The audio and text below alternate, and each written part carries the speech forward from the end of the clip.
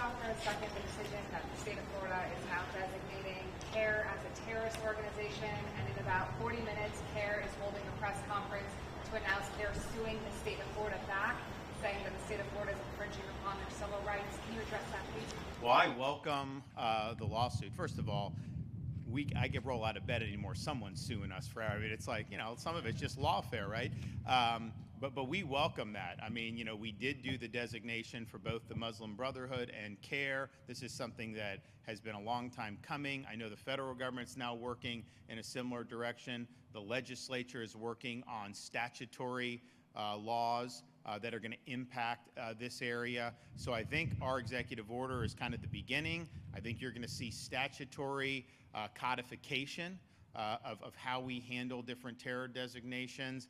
But I welcome the lawsuit, because what will happen is that will give the state of Florida discovery rights to be able to subpoena the bank records, to be able to do that. And honestly, it'd give us even more reason, I believe. And so this is something that I know our Attorney General is ready, willing, and able to be fighting on this.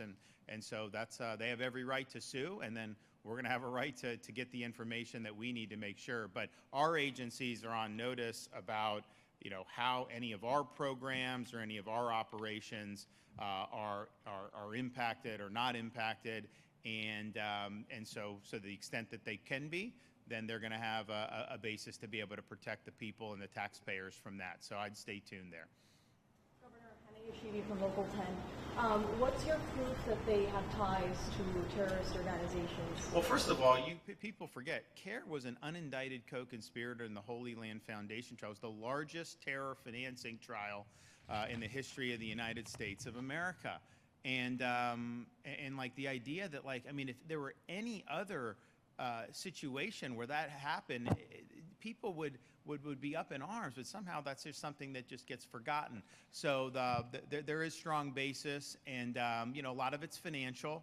There's no question. A lot of it is financial. That's why I think a lawsuit is something that we very much welcome for that. But I would expect there to be some follow-on legislation. I know we've got a lot of members of the legislature have been really working hard on these things. And I think Texas, if you look, I think Texas did before the federal government announced.